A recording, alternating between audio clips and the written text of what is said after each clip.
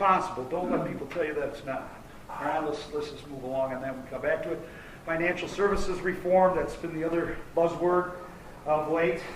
This was a bill crafted by Barney Frank with Congressman Peters' assistance on the House side, and then by Chris Dodd in the Senate. House passed it, but the Senate couldn't move the bill, and for very good reason. Because for all the rhetoric about how we're going to get those bad guys on Wall Street, this bill fell far short.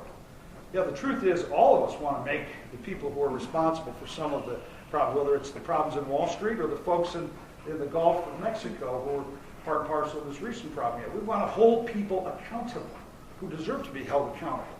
But what we're seeing, of course, is that we use these opportunities for political purposes, and folks at home sometimes don't do enough homework, and they just let that wash over them. But this bill, again, we can do better. Brian, if you will.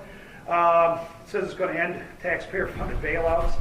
It proposes a $50 billion fund that we're going to get from the big banks. Well, what this does is it makes, frankly, future bailouts almost mandatory because, for a couple of reasons. Number one is it gives companies the opportunity to avoid the bankruptcy process, which is much more onerous. Yes, ma'am, you have a question. Yes, I'm very interested in Wall Street reform. Me too. And you were Representative Joe Nolenberg's chief of staff when he voted to deregulate Wall Street.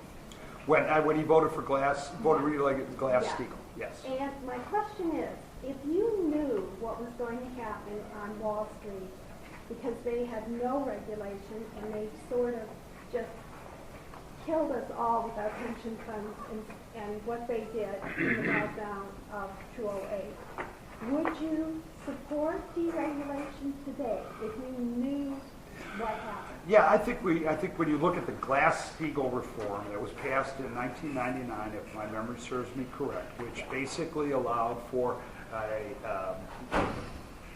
investment banks and commercial banks to sort of cross over. I think that could be re-examined, frankly. I mean, that may have been a mistake. Okay, I admit that. So you support. But I will say this: the fundamental problem, it seems to me, has been what I call, or what's known as these government-sponsored enterprises, Fannie Mae and Freddie Mac, which created this huge artificial bubble in the housing market. I don't think you can blame it just on that. No, I'm not either, but I'm saying we can't avoid that. You are. Wall Street is a mess. And if we don't start somewhere to regulate them, I agree with you. They don't want to do. Well, it doesn't matter necessarily. This isn't about what Wall Street wants. Something. I am so angry because my pension fund is never going to recover. Right. And unless we stop, and I read a lot of books about the meltdown, and these guys who caused it are getting super wealthy today. They're back in business. So is Barney Frank. And we're going to end up with another meltdown. Well, I would think if we continue along this path, we will, because what happens, and I agree with you, we need common sense reform of Wall Street, because too many people, this can't be like the Wild Wild West. But here's the problem with this. When you create a sort of a soft landing, if you assure these non-bank financial institutions that they're going to receive money should they fail, then guess what? They're going to take riskier loans than they would if they had to go through the bankruptcy process. And the truth is the $50 million isn't even going to cover. Lehman Brothers was $638 billion. Chris, I'll get to you in a minute. AIG was $1 trillion. And if we make this kind of commitment, we say we're going to create this fund, this TARP 2 as it's called, guess what? As soon as another big one falls, if it were allowed to fall, we're going to end up picking up the tab. Because $50 billion is going to cover. More than that in it. Pardon me? I think the bill has more than that in it. $50 billion. $50 billion is enough. There are other provisions to rein them in. Well, right, it's more money out of the general. Right, reining them in.